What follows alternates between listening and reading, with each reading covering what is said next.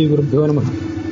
ಹರಿಕಥಾಮೃತಸಾರದ 126ನೇ ಭಾಗವನ್ನು ಇವತ್ತು ನಾವು ಶ್ರವಣ ಮಾಡಬೇಕು.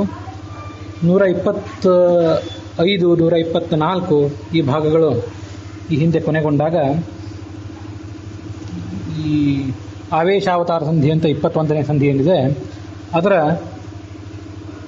ಅನುಸಾರವಾಗಿ 18ನೇ ಕಕ್ಷಾದಲ್ಲಿ ಪ್ರವಿಷ್ಟರಾದಂತಹ ದೇವತೆಗಳೇನಿದ್ದಾರೆ ಆ ದೇವತೆಗಳ ವಿವರಗಳು ಮತ್ತು ಛಾಂದೋಗ್ಯ ಉಪನಿಷತ್ತಿಗೆ ಅನುಗುಣವಾಗಿ ಅದರ ಭಾಷ್ಯಕ್ಕೆ ಅನುಗುಣವಾಗಿ ಆ ದೇವತೆಗಳ ಮಹತ್ವ ಇದನ್ನೆಲ್ಲ ನಾವು ಶ್ರವಣ ಮಾಡ್ತಿದ್ದೇವೆ.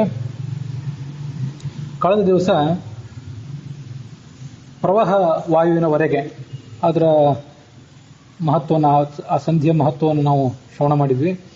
ವಿಜ್ಞಾನಕ್ಕೆ ಅಭಿಮಾನಿಯಾದಂತಹ ಚಂದ್ರನಿಗಿಂತ ಬಲಕ್ಕೆ ಅಭಿಮಾನಿಯಾಗಿರ್ತಕ್ಕಂಥ ಪ್ರವಾಹ ಉತ್ತಮ ಅನ್ನುವಲ್ಲಿಗೆ ಆ ಭಾಗ ಕೊನೆಗೊಂಡಿತ್ತು. ಆ ಬಲಾಭಿಮಾನಿಯಾದಂತಹ ಪ್ರವಾಹನಿಗಿಂತ ಉತ್ತಮರು ಯಾರಾದರೂ ಇದ್ದಾರಾ ಅಂತ ಹೀಗೆ ಪ್ರಶ್ನೆ ಬಂದಾಗ ಸನತ್ ಕುಮಾರರು ಹೇಳಿದ್ರು ಇನ್ನೂ ಇದ್ದಾನೆ ಅಂತ. ಯಾರವನು ಅಂತಂದ್ರೆ ಅನ್ನಂ ವಾವ ಬಲಾದ್ಭೂಯ. ಈ ಪ್ರವಾಹ ವಾಯುವಿಗಿಂತ ಅನ್ನಕ್ಕೆ ಅಭಿಮಾನಿ ದೇವತೆಯಾಗಿರ್ತಕ್ಕಂಥ ಅನಿರುದ್ಧ ಬಲಿಷ್ಠನಾಗಿದ್ದಾನೆ. ಅವನು ಶ್ರೇಷ್ಠನಾಗಿದ್ದರಿಂದಲೇ ಎಷ್ಟೇ ಮನುಷ್ಯನಲ್ಲಿ ಬಲ ಮೂಲತಃ ಇದ್ರೂ ಕೂಡ ಅನ್ನ ಇಲ್ಲದೆ ಹೋದರೆ ಆ ಬಲ ಅಭಿವ್ಯಕ್ತ ಆಗೋದಿಲ್ಲ.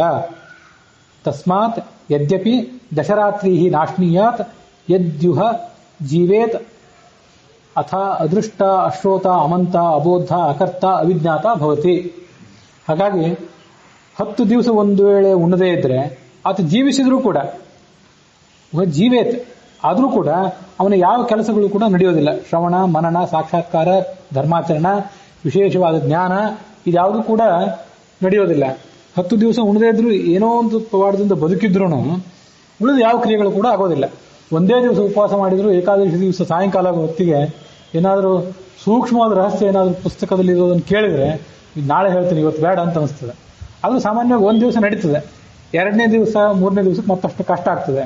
ಹಾಗಾಗಿ ನಮಗೆ ಸಂಚಿತವಾದಂಥ ಬಲ ಇದೆಯಲ್ಲ, ಒಳ ಹೊರ ಬಲ, ಆ ಬಲ ವ್ಯಕ್ತ ಆಗಬೇಕು ಅಂತಂದ್ರೆ ಆತನೊಳಗಿರುವಂಥ ಆ ಶಕ್ತಿ ವ್ಯಕ್ತ ಆಗಬೇಕು ಅಂತಂದ್ರೆ ಅನ್ನ ಬೇಕು. ಆ ಅನ್ನಕ್ಕೆ ಅಭಿಮಾನಿ ದೇವತೆಯಾಗಿರ್ತಕ್ಕಂಥ ಅನಿರುದ್ಧ ಆ ಕಾರಣದಿಂದಾಗಿ ಬಲಾಭಿಮಾನಿಯಾದಂತಹ ಪ್ರವಾಹವಾಯುವಿಗಿಂತ ಮುಖ್ಯನಾಗಿದ್ದಾನೆ. ಅನ್ನ ಒಂದು ವೇಳೆ ಸೇವನೆ ಮಾಡಿಬಿಟ್ರೆ ಆಗ ಶ್ರವಣ ಮನನ ಸಾಕ್ಷಾತ್ಕಾರ ಇವಕ್ಕೆಲ್ಲದಕ್ಕೂ ಕೂಡ ಆತ ಶಕ್ತನಾಗ್ತಾನೆ. ಅದಕ್ಕಾಗಿ ಆ ಅನಿರುದ್ಧನನ್ನ ಉಪಾಸನೆ ಮಾಡಿರಿ. ಅನ್ನ ಉಪಾಸ್ವ, ಅನಿರುದ್ಧನನ್ನು ಉಪಾಸನೆ ಮಾಡಿರಿ. ಕಕ್ಷಾ ತಾರತಮ್ಯಗಳ ಬಗ್ಗೆ ಕೂಡ ನಾವು ನೋಡ್ತಾ ಇದ್ವಿ. ಅನಿರುದ್ಧ ಈ 10ನೇ ಕಕ್ಷಾದಲ್ಲಿದ್ದಾನೆ. ಪ್ರವಾಹವಾಯು 11ರಲ್ಲಿದ್ದ, ಅವನಿಗಿಂತ ಉತ್ತಮನಾದಂತಹ ಅನಿರುದ್ಧ 10ನೇ ಕಕ್ಷಾದಲ್ಲಿದ್ದಾನೆ. ಅನಿರುದ್ಧನಲ್ಲಿ ಭಗವಂತನನ್ನು ಯಾರೋ ಉಪಾಸನೆ ಮಾಡ್ತಾನೆ, ಅನಿರುದ್ಧ ರೂಪಿಯಾದಂಥ ಭಗವಂತನನ್ನು ಉಪಾಸನೆ ಮಾಡ್ತಾನೆ. ಆತ ಅನಿರುದ್ಧನ ಅನುಗ್ರಹದಿಂದ ಎಲ್ಲ ಲೋಕಗಳಲ್ಲಿ ಕೂಡ ಸಂಚಾರ ಮಾಡಲಿಕ್ಕೆ ಶಕ್ತನಾಗ್ತಾನೆ.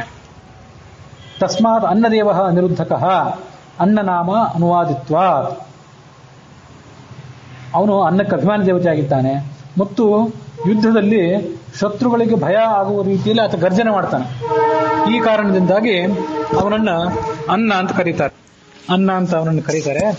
ಹಾಗಾಗಿ ಅನಿರುದ್ಧ ಈ ರೀತಿಯಾಗಿ ಬಹಳ ಮುಖ್ಯನಾಗಿದ್ದಾನೆ. ಅದಕ್ಕೆ ಸಂಬಂಧಪಟ್ಟಂತೆ ಒಂದು ಕಥೆ ಬರ್ತದೆ ಈ ಇತಿಹಾಸದಲ್ಲಿ. ಅದೇನು ಪುರಾಣದ ಕಥೆ ಅಲ್ಲ, ಇತಿಹಾಸದ ಕಥೆ. ಒಬ್ಬ ಬ್ರಾಹ್ಮಣ ಇದ್ದಂತೆ, ಮಹಾ ದೊಡ್ಡ ಪಂಡಿತ, ವ್ಯಾಕರಣ ಇತ್ಯಾದಿಗಳಲ್ಲಿ. ಆತ ಒಳ್ಳೆ ಅಧ್ಯಯನ ಮಾಡಿದ್ರು ಕೂಡ ಯಾರಿಗೂ ಹೇಳಿಕೊಟ್ಟಿರಲಿಲ್ಲ. ಏನೋ ಒಂದು ವಿಚಿತ್ರವಾದ ಸ್ವಭಾವ. ಕೊನೆಗೊಮ್ಮೆ ಬ್ರಹ್ಮರಾಕ್ಷಸ ಆಗಿಬಿಟ್ಟಂತೆ. ಆ ಬ್ರಹ್ಮರಾಕ್ಷಸ ಆದವನು ಮತ್ತೆ ಪರಿತಾಪ ಪಡ್ಲಿಕ್ಕೆ ಪ್ರಾರಂಭ ಮಾಡಿದ. ಏನು ಮಾಡಬೇಕು ಅಂತಂದಾಗ ಅವನಿಗೆ ಒಂದು ಯಾರೋ ಪರಿಹಾರ ಹೇಳಿದ್ರು. ನೀನು ಕಲ್ತದ್ದನ್ನೆಲ್ಲ ಒಬ್ಬನು ಯಾರಿಗಾದ್ರೂ ಉಪದೇಶ ಮಾಡು, ಅವನು ಅದನ್ನೆಲ್ಲ ಬರೆದುಕೊಳ್ಳಿ ಅಂತ. ವ್ಯಾಕರಣ ಶಾಸ್ತ್ರಕ್ಕೆ ಸಂಬಂಧಪಟ್ಟಂಥ ಗ್ರಂಥ ನನ್ನ ನೆನಪು, ಸುಮ್ಮನೆ ಸಾಂದರ್ಭಿಕವಾಗಿ ಹೇಳಿದೆ. ಅದರಲ್ಲೂ ವ್ಯಾಕರಣ ಮಹಾಭಾಷ್ಯ, ಪತಂಜಲಿ ರಚನೆ ಮಾಡಿದಂಥ ವ್ಯಾಕರಣದ ಮಹಾಭಾಷ್ಯ. ಅದಕ್ಕಾಗ ಬ್ರಹ್ಮರಾಕ್ಷಸ ಒಬ್ಬ ವಿದ್ಯಾರ್ಥಿ, ಒಬ್ಬ ಯಾರೋ ಬ್ರಾಹ್ಮಣ ದಾರಿ ಹೋಗ ಅವನನ್ನು ಹಿಡಿದು ಅವನಿಗೆ ಅದನ್ನೆಲ್ಲ ಉಪದೇಶ ಮಾಡಿದ್ನು. 10 ದಿವಸ ಅದನ್ನೆಲ್ಲ ಹೇಳ್ತಾ ಹೋದ, 10-15 ದಿವಸ ಏನೋ. ಅವನು ಅದನ್ನೆಲ್ಲ ಬರ್ಕೊಳ್ತಾ ಹೋದ, ಒಂದು ತಾಳಪತ್ರದಲ್ಲಿ ಬರ್ಕೊಳ್ತಾ ಹೋದ. ಆ ಬ್ರಹ್ಮರಾಕ್ಷಸನ ಶಕ್ತಿಯಿಂದಾಗಿ ಇವನಿಗೂ ಕೂಡ 10 ದಿವಸ ಏನು ಸಮಸ್ಯೆ ಆಗಲಿಲ್ಲ. ಅದನ್ನೆಲ್ಲ ಬರೆದುಕೊಂಡ. ಆ ಬ್ರಹ್ಮರಾಕ್ಷಸ ಅವನನ್ನು ಹೋಲಿಕ್ಕೆ ಬಿಡ್ತು. ಹೋಗ್ಲಿಕ್ಕೆ ಬಿಟ್ಟ ಮೇಲೆ ಇವನಿಗೆ ತುಂಬಾ ಸಂಕಟ ಆಗ್ಲಿಕ್ಕೆ ಪ್ರಾರಂಭ ಆಯ್ತು. ಹೇಗೋ ಊರಿಗೆ ಬಂದ, ಒಂದು ಯಾವುದೋ ಮನೆ ಜಗುಲಿ ಮೇಲೆ ಮಲ್ಕೊಂಡಿದ್ದ, ಆ ತಾಳಪತ್ರಗಳನ್ನೆಲ್ಲ ತನ್ನ ಹತ್ರ ಇಟ್ಕೊಂಡು. ಅದ್ಯಾವುದೋ ಒಂದು ಆಡು ಬಂದು ಒಂದು ಸ್ವಲ್ಪ ಹರಕು ಮುರುಕಾಗಿ ಸ್ವಲ್ಪ ತಿಂತಿದಂತು. ಆಮೇಲೆ ಆ ಜಗಲಿಯವರು ಊರಿನವ್ರೆಲ್ಲ ಅವನು ನೋಡಿ ಕರ್ಕೊಂಡು ಹೋಗಿ ಅವನಿಗೆ ಅನ್ನ ತಿನ್ನಿಸಿದ್ರು. 10 ದಿವಸ ಉಪವಾಸ ಮಾಡಿದವನಿಗೆ ಒಮ್ಮೆಲೆ ಅನ್ನ ತಿನ್ನಿಸ್ಬಿಟ್ಟ ಕಷ್ಟ ಆಗ್ತದೆ ಶರೀರಕ್ಕೆ. ಅದಕ್ಕೆ ಅನ್ನದ ಗಂಜಿ ಮಾಡಿ ಅವನ ಶರೀರಕ್ಕೆಲ್ಲ ತಿಕ್ಕಿದಂತೆ. ಆ ಶರೀರದ ರೋಮಕೋಪಗಳ ಮೂಲಕ ಮೊದಲು ಅನ್ನದ ಗಂಜಿ, ಇದು ಇವತ್ತಿನ ಡ್ರಿಪ್ಸ್ ಕೊಡ್ತಾರಲ್ಲ, ಈ ಡ್ರಿಪ್ಸ್ ಕೊಡುವಂತ ಎಫೆಕ್ಟ್ ಆಯ್ತು ಅವನ ಮೇಲೆ. ಹಾಗಾಗಿ ಆತ ಚೇತರಿಸಿಕೊಂಡ. ಮುಂದೆ ಆ ಗ್ರಂಥವನ್ನೆಲ್ಲ ಕಡೆ ಬೆಳಕಿಗೆ ತಂದ. ಆತ ಅಲ್ಲಿ ಮಲ್ಕೊಂಡಿದ್ದಾಗ, ದಣಿದು ಮಲ್ಕೊಂಡಿದ್ದಾಗ ಆ ಹಾಡೊಂದೇನು ಬಂದು ತಿಂದಿತ್ತಲ್ಲ, ಅದು ಇವತ್ತಿಗೂ ಕೂಡ ಆ ಪುಸ್ತಕ ಆವಾಗ ತಾಳಪತ್ರದ ರೂಪದಲ್ಲಿತ್ತು. ಮುಂದೆ ಅದನ್ನ ಮುದ್ರಣ ಮಾಡಿದ್ರು. ಅದನ್ನ ನಡುನಡು ಕೆಲವು ಕಡೆ ಕಟ್ ಆಗಿಬಿಟ್ಟಿತ್ತಲ್ಲ, ಅದಕ್ಕಾಗಿ ಪ್ರಾಯ ಅಜಾಭಕ್ಷಿತ ಮೇತತ್, ಇದನ್ನೆಲ್ಲ ಹಾಡು ತಿಂದು ಹಾಕಿದೆ ಅಂತ ಈಗ ಪ್ರಿಂಟ್ ಮಾಡೋರು ಕೂಡ ಅದನ್ನೇ ಹಾಗೆ ಬರೆದಿದ್ದಾರೆ ಅಂತ ಎಲ್ಲೋ ಕೇಳಿದ ನೆನಪು. ಗ್ರಂಥ ಯಾವುದನ್ನು ನೆನಪಿಲ್ಲ. ಅಂತೂ ಎಷ್ಟೇ ದೊಡ್ಡ ಪಂಡಿತ ಆದರೂ ಅನ್ನದ ಒಂದು ಅನುಕೂಲ ಇಲ್ಲದೆ ಹೋದ್ರೆ ಇಂಥ ಪರಿಸ್ಥಿತಿ ಬರ್ತದೆ. ಅದಕ್ಕಾಗಿ ಅನ್ನಾಭಿಮಾನಿಯಾಗಿರ್ತಕ್ಕಂಥ ವಿರುದ್ಧ ಅವನಕ್ಕಿಂತ ಶ್ರೇಷ್ಠನಾಗಿದ್ದಾನೆ. ಅವನು ಮತ್ತೆ ಕೇಳಿದ, ಇನ್ನೂ ಶ್ರೇಷ್ಠರು ಯಾರು ಇದ್ದಾರೆ ಅಂತ ಹೇಳಿದ. ಆಪೋವ ಅನ್ನಾದ್ ಭೂಯಸ್ಯ, ಅನ್ನಕ್ಕಿಂತ ನೀರಿಗೆ ಅಭಿಮಾನ ಜೀವಿತೆಯಾಗಿರ್ತಕ್ಕಂಥ ಅಹಂಕಾರಿಕ ಪ್ರಾಣ ಆತ 9ನೇ ಕಕ್ಷಾದಲ್ಲಿದ್ದಾನೆ. ಅವನು ಇನ್ನೂ ಕೂಡ ಶ್ರೇಷ್ಠನಾಗಿದ್ದಾನೆ ಅಂತ ಸನತ್ ಕುಮಾರರು ಉಪದೇಶ ಮಾಡಲಿಕ್ಕೆ ಪ್ರಾರಂಭ ಮಾಡಿದರು. ಶರೀರಕ್ಕೆ ಅಭಿಮಾನ ಜೀವಿತೆಯಾಗಿರ್ತಕ್ಕಂಥ ಅಹಂಕಾರಿಕ ಪ್ರಾಣ 49 ಜನ ಮರುತ್ತುಗಳಲ್ಲಿ ಮುಖ್ಯ ಆತ. ಅವನಾದ ಬಳಿಕನೇ ಈ ಪ್ರವಹವಾಯು, ಅವನು ಮುಖ್ಯನಾಗಿದ್ದಾನೆ. 8ನೇ ಕಕ್ಷಾದಲ್ಲಿರುವಂತಹ ಇಂದ್ರ ಮತ್ತು ಕಾಮರಿಗಿಂತ 10 ಪಟ್ಟು ಆತ ಕೆಳಗಿದ್ದಾನೆ.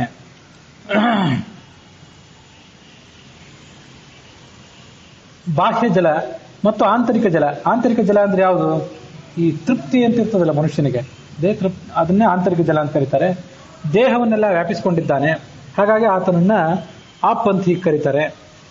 ಅನ್ನಕ್ಕೆ ಅಭಿಮಾನಿಯಾಗಿರ್ತಕ್ಕಂಥ ಅನಿರುದ್ಧನಿಗಿಂತ ಈತ ಶ್ರೇಷ್ಠನಾಗಿದ್ದಾನೆ. ಯಾವಾಗ ಮಳೆ ಬರೋದಿಲ್ವೋ, ಮಳೆ ಕೊರತೆ ಆಗ್ತದೋ, ಆಗ ಪ್ರಾಣಿಗಳಿಗೆಲ್ಲ ಬಹಳ ಸಂಕಟ ಆಗ್ತದೆ. ಮಳೆ ಬಂದ್ರೆ, ನೀರಿದ್ರೆ ಈ ಅನ್ನ ಬೆಳೀತದೆ, ಅದಿದ್ರೆ ಮನುಷ್ಯ ತಿಂತಾನೆ.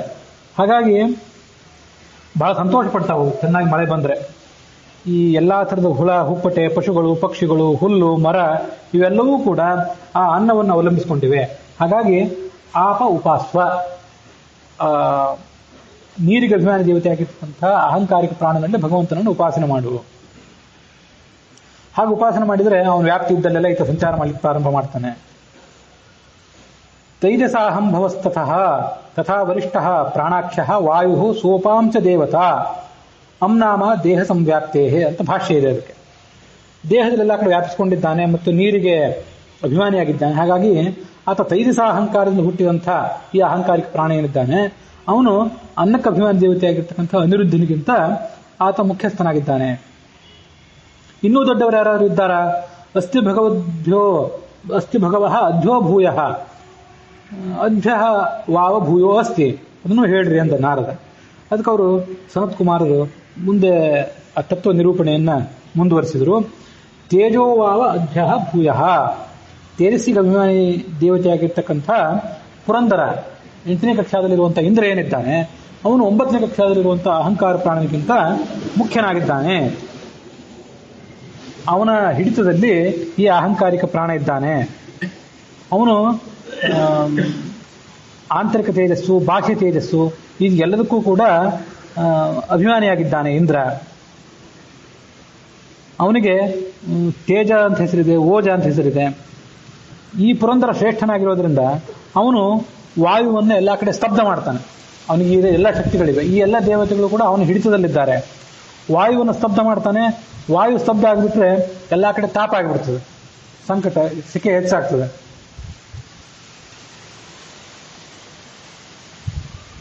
ತದಾಹು ನಿಶೋಚತಿ ನಿತಪತಿ ವರ್ಷಿಷ್ಯತಿ ವಾ ಇತಿ ತದ್ವಾ ಏತದ್ವಾ ಅಯಂ ಆಗೃಹ್ಯ ಆಕಾಶಂ ಅಭಿತಪತಿ. ಇಡೀ ಆಕಾಶದಲ್ಲಿ ಅಂದ್ರೆ ವಾತಾವರಣದಲ್ಲಿ ಎಲ್ಲ ಕಡೆ ಆತ ತಾಪಮಾನವನ್ನು ಹೆಚ್ಚು ಮಾಡ್ತಾನೆ.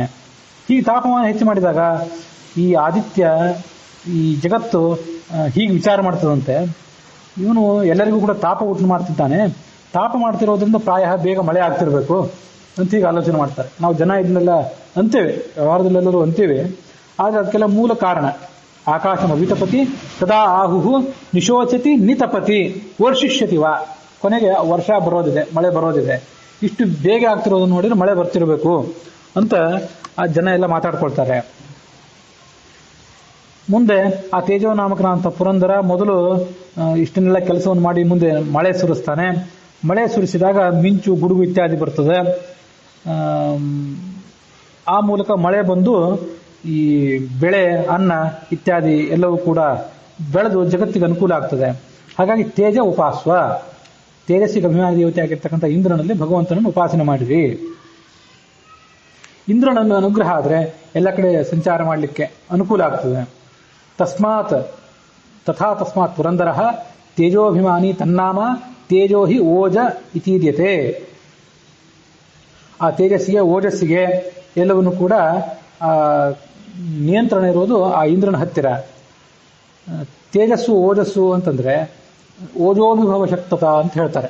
ಇನ್ನೊಬ್ಬರನ್ನ ಸೋಲಿಸುವಂತ ಶಕ್ತಿಗೆ ತೇಜಸ್ಸು, ಓಜಸ್ಸು ಅಂತ ಕರೀತಾರೆ. ಸಾಮಾನ್ಯವಾಗಿ ತೇಜಸ್ಸು, ಓಜಸ್ಸು ಅಂದ್ರೆ ಒಂದೇ. ಆದ್ರೆ ಕೆಲವು ಕಡೆ ಶ್ಲೋಕದಲ್ಲೆಲ್ಲಾದ್ರೂ ತೇಜಸ್ಸು, ಓಜಸ್ಸು ಅಂತ ಎರಡೂ ಬಂದ್ರೆ, ತೇಜಸ್ವಿ, ಓಜಸ್ವಿ ಅಂತ ಒಬ್ಬ ವ್ಯಕ್ತಿಗೆ ಪ್ರತ್ಯೇಕವಾಗಿ ವಿಶೇಷಣಗಳು ಬಂದ್ರೆ, ಓಜಸ್ಸು ಅಂದ್ರೆ ಇನ್ನೊಬ್ಬರನ್ನು ಮಣಿಸುವ ಶಕ್ತಿ, ತೇಜಸ್ಸು ಅಂತಂದ್ರೆ ಆ ಮುಖದಲ್ಲಿರುವಂತಹ ಒಂದು ದೊಡ್ಡ ಕಳೆ, ಅಧ್ಯಯನದಿಂದ ಮತ್ತೆ ಸ್ಥಾನಮಾನಗಳಿಂದ ಬಂದಿರುವಂತಹ ಒಂದು ಪ್ರಭಾವ ಅಂತ ಹೀಗೆ ಅದಕ್ಕೆ ಅರ್ಥ ಮಾಡಬೇಕು.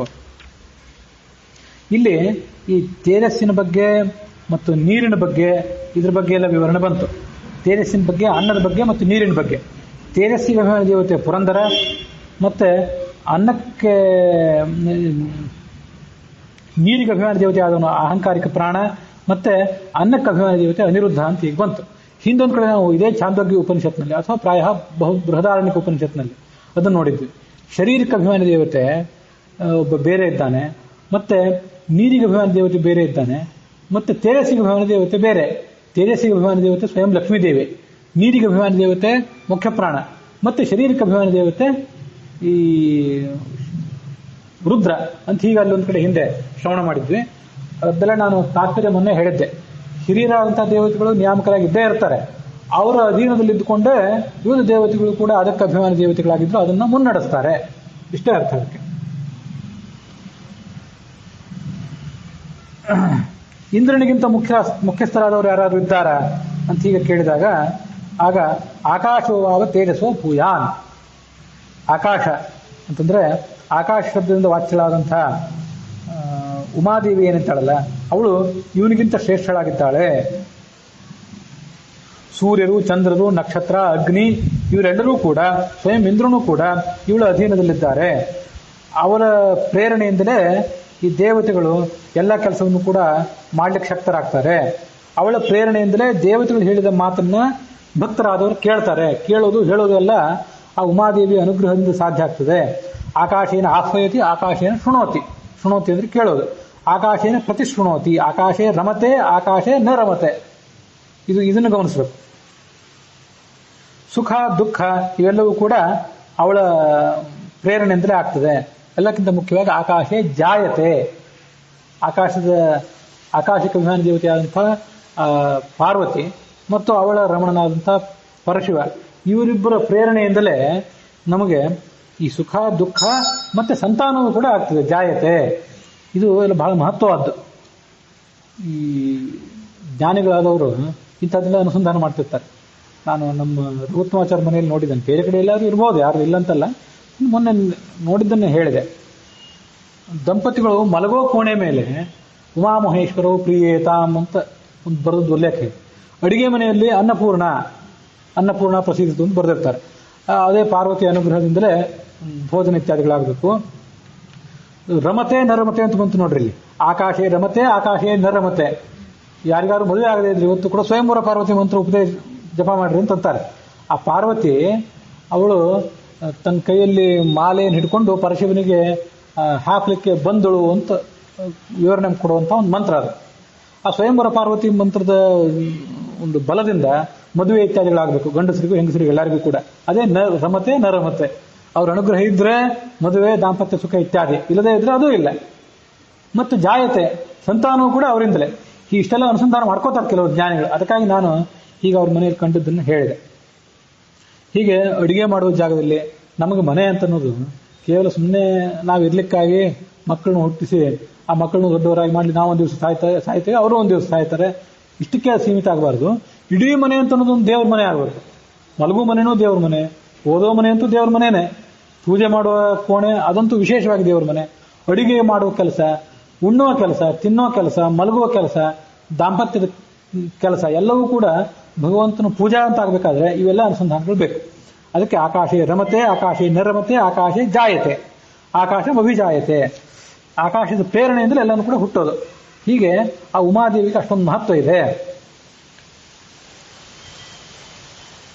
ಆ ಉಮಾದೇವಿಯ ಅನುಗ್ರಹದಿಂದಾಗಿ ಆ ಉಮಾದೇವಿಯಲ್ಲಿ ಭಗವಂತನನ್ನು ಆರಾಧನೆ ಮಾಡಿದರೆ ಅದೇ ಬಂತು, ಆಕಾಶಂ ಉಪಾಸ್ವ, ಅವಳಲ್ಲಿ ಭಗವಂತನನ್ನು ಆರಾಧನೆ ಮಾಡಿರಿ, ಪ್ರೇರೇಪಣೆ ಮಾಡಿದರೆ ಪಾರ್ವತಿ ವ್ಯಾಪ್ತಿ ಇದ್ದಲ್ಲೆಲ್ಲ ಕಡೆ ಸಂಚಾರ ಮಾಡಲಿಕ್ಕೆ ಆ ಮನುಷ್ಯ ಶಕ್ತನಾಗ್ತಾನೆ. ತಥಾ ತಸ್ಮಾದ್ ಉಮಾಚೈವ ಸಾಚ ಆಕಾಶಾಭಿಮಾನಿನಿ ಆಕಾಶ ನಾಮ್ನಿ ದೀಪ್ತತ್ವಾತ್. ಇಲ್ಲಿ ನೋಡ್ರಿ, ತಂದೆ ತಾಯಿಗಳಿಗೆ ಯಾವುದು ಏನು ಅಭಿಮಾನ ಇರ್ತದಲ್ಲ ಯಾವ ತತ್ವದ ಮೇಲೆ, ಅದು ಮಕ್ಕಳಿಗೂ ಬಂದಿರ್ತದೆ ಅಂತ ಹೇಳಿದೆ. ಉಮಾದೇವಿ ಆಕಾಶಕ್ಕೆ ಅಭಿಮಾನಿ ದೇವತೆ ಆದ್ದರಿಂದ ಅವಳು ಆಕಾಶ ಅಂತ ಶಬ್ದವಾಚ್ಯಳಾದ್ರಿಂದ ಅವಳ ಮಗನ ಅಂತ ಗಣೇಶನೂ ಕೂಡ ಆಕಾಶಕ್ಕೆ ತತ್ವಕ್ಕೆ ಅಭಿಮಾನಿ ದೇವತೆಯಾಗಿದ್ದಾನೆ. ಇಲ್ಲಿ ಗಣೇಶನ್ ಇಲ್ಲಿ ಬರಲಿಲ್ಲ, ಆದರೂ ಬೇರೆ ಕಡೆ ಗಣೇಶನ ಮಹತ್ವ ಇದ್ದೇ ಇದೆ.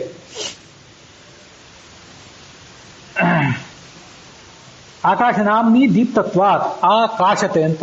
ಆಕಾಶ ಅನ್ನೋ ಶಬ್ದಕ್ಕೆ ಸ್ವಾರಸ್ಯ ಅಂದರೆ ಲಕ್ಷ್ಮೀದೇವಿ ಅಂತ ಕೂಡ ಅರ್ಥ ಇದೆ. ಅದನ್ನ ಹಿಂದೊಂದ್ಸರಿ ಹೇಳಿದ್ದೆ ನಾನು. ಆ ಕಾಶತೆ, ಆ ಅಂದ್ರೆ ಎಲ್ಲಾ ಕಡೆ, ಕಾಶತೆ ಅಂದ್ರೆ ಕಾಶು ದೀಪ್ತವು, ಪ್ರಕಾಶಿಸ್ತಾಳೆ, ಹಾಗಾಗಿ ಅವಳಿಗೆ ಆಕಾಶ ಅಂತ ಹೆಸರಿದೆ. ಅಸ್ತಿ ಭಗವಃ ಆಕಾಶಾತ್ ಭೂಯಃ. ಇನ್ನೂ ದೊಡ್ಡದು ಯಾವ್ದಾದ್ರು ಇದೆಯಾ? ಇದು ನಿಜವಾಗ್ಲೂ ಇದೆ, ಇನ್ನೂ ದೊಡ್ಡದಿದೆ, ಬೇಕಾದಷ್ಟಿದೆ ಅಂದ್ರು ಅವರು ಸನತ್ ಕುಮಾರ್. ಯಾವುದಂದ್ರೆ ಸ್ಮರೋವ ಆಕಾಶಾತ್ ಭೂಯಾನ್. ಸ್ಮರ ಅಂದ್ರೆ ಯಾರು? ಅಮರಕೋಶ ತೆಗೆದು ನೋಡ್ಬಿಟ್ಟು ಮನ್ಮಥ ಅದಲ್ಲ. ಮನ್ಮಥನಿಗಿಂತ ಈ ಪಾರ್ವತಿಗಿಂತ ಮನ್ಮಥ ದೊಡ್ಡವನಲ್ಲ. ಮನ್ಮಥ ಅವನು 8ನೇ ಕಕ್ಷಾದಲ್ಲಿರುವಂಥವನು, ಅವನು ಪಾರ್ವತಿಗಿಂತ ದೊಡ್ಡವನಲ್ಲ. ಪಾರ್ವತಿ, ವಾರುಣಿ, ಸುಪರ್ಣಿ ಇವರೆಲ್ಲ 7ನೇ ಕಕ್ಷಾದಲ್ಲಿದ್ದವರು, ಮನ್ಮಥ 8ನೇ ಕಕ್ಷಾದಲ್ಲಿದ್ದಾನೆ. ಆ ಮನ್ಮಥನ ಬಗ್ಗೆ ಹೇಳ್ತಿಲ್ಲ ಇಲ್ಲಿ ಸ್ಮರ ಅನ್ನೋ ಶಬ್ದದಿಂದ. ಸ್ಮರ ಅಂದ್ರೆ ಸ್ಮರಣದ ಬಗ್ಗೆ ಹೇಳ್ತಿದ್ದಾರೆ, ಈಶ್ವರನ ಬಗ್ಗೆ ಹೇಳ್ತಿದ್ದಾರೆ ಅಂತ ಅದರ ರಹಸ್ಯ ತಿಳ್ಕೊಳ್ಬೇಕು. ಅವೆಲ್ಲ ಉಪನಿಷತ್ ಭಾಷ್ಯಗಳು, ಅದ್ರ ಮೂಲ ಸಂಗತಿಗಳು ಇಲ್ಲದೆ ಹೋದ್ರೆ ಡಿಕ್ಷನರಿ ತೆಗೆದು ನೋಡಿಬಿಟ್ರೆ ಗಂಡಾಂತರ, ಅಪಾರ್ಥ ಆಗಿ ಉಪನಿಷತ್ತು ಏನು ಹೇಳ್ತದೆ ಅಂತ ತಿಳಿಯೋದಿಲ್ಲ ಕೊನೆಗೂ. ಸುಮ್ಮನೆ ಏನೋ ಒಂದು ಹೇಳ್ತಾರೆ ಪಾಶ್ಚಾತ್ಯರು. ದನ ಕಾಯೋರು, ದನ ಮೇಯಿಸುವಾಗ ಪುರುಸೊತ್ತಿತ್ತು, ಏನೋ ಕೆಲವು ಹಾಡುಗಳನ್ನೆಲ್ಲ ಹಾಡಿದ್ರು, ಅದೇ ಈ ಉಪನಿಷತ್ತುಗಳು, ವೇದಗಳು ಹೀಗೆ ಹೇಳೋರಿದ್ದಾರೆ. ಸ್ವಯಂ ತಾವೇನು ಕಾಯ್ತೇವೆ ಅಂತ ಅನ್ನೋದ್ರ ಬಗ್ಗೆ ಅವರಿಗೆ ಎಚ್ಚರ ಇರೋದಿಲ್ಲ, ಸುಮ್ಮನೆ ಈ ಥರ ಮಾತಾಡ್ತಾರೆ. ಡಿಕ್ಷನರಿಗಳು ನೋಡಿ ವೇದಕ್ಕೆ ಅರ್ಥ ಮಾಡೋದಲ್ಲ. ಅದಕ್ಕೆ ಒಂದು ಅಂತರ್ದರ್ಶನ ಬೇಕು, ಮತ್ತೆ ಪ್ರಾಜ್ಞರಾದವರು ರಚನೆ ಮಾಡಿದಂಥ ಭಾಷ್ಯಗಳು, ಟೀಕೆಗಳು, ಟಿಪ್ಪಣಿಗಳು ಸಹಾಯ ಬೇಕು. ಅದಿಲ್ಲದೆ ಏನೂ ಆಗೋದಿಲ್ಲ. ಆಕಾಶಾತ್ ಭೂಯಃ ಆಕಾಶಾತ್ ಭೂಯಾನ್ ಸ್ಮರಃ ಅಂದ್ರೆ ಸ್ಥಿರವಾದ ಸ್ಮರಣೆಗೆ ಅಭಿಮಾನಿ ದೇವತೆಯಾಗಿರ್ತಕ್ಕಂಥ ಪರಶಿವ ಏನಿದ್ದಾನೆ ಅವನು ಆಕಾಶಕ್ಕಿಂತ ಉತ್ತಮನಾಗಿದ್ದಾನೆ. ಇಲ್ಲಿ ನೋಡಿ, ತಸ್ಮಾತ್ ಯದ್ಯಪಿ ಬಹವಃ ಆಸೀರನ್ ನ ಸ್ಮರಂತಹ ನೈವತೆ ಕಂಚನ ಶೃಣುಯುಃ ನ ಮನ್ವೀರನ್ ನ ವಿಜಾನೀರನ್ ಯದಾವಾವ ತೇ ಸ್ಮರೇಯುಃ ಅಥ ಶೃಣುಯುಃ ಅಥ ಮನ್ವೀರನ್ ಅಥ ವಿಜಾನೀರನ್. ನೋಡ್ರಿ,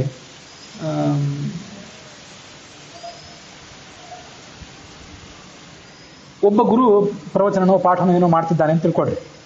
ಅವನು ಸುತ್ತಮುತ್ತಲು ತುಂಬಾ ಜನ ಕೂತಿದ್ದಾರೆ. ಕೂತವ್ರೆಲ್ಲರಿಗೂ ಕೂಡ ಸರಿಯಾದಂಥ ಬೋಧ ಆಗ್ತದಂತಿಲ್ಲ. ಗುರು ಹೇಳೋದೆಲ್ಲರಿಗೂ ಹೇಳ್ತಿರ್ತಾನೆ.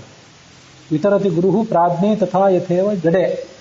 ಬುದ್ಧಿವಂತನಾದ ಶಿಷ್ಯನಿಗೂ ಜಡನಾದ ಶಿಷ್ಯನಿಗೂ ಎಲ್ಲಾ ಥರ ಒಂದೇ ರೀತಿಯಾಗಿ ಉಪದೇಶ ಮಾಡ್ತಾನೆ. ಆದರೆ ಅನೇಕ ಜನ ಗುರುಗಳ ಬಗ್ಗೆ ಗುರುಗಳ ಹತ್ರ ಕೂತಿದ್ರು ಕೂಡ ಅವರಿಗೆ ಸ್ಮರಣ ಶಕ್ತಿ ಇಲ್ಲದೆ ಹೋದ್ರೆ ಆ ಶ್ರವಣ, ಮನನ, ಜ್ಞಾನ, ವಿಜ್ಞಾನ ಏನು ಆ ಶಿಷ್ಯರಿಗೆ ಆಗೋದಿಲ್ಲ.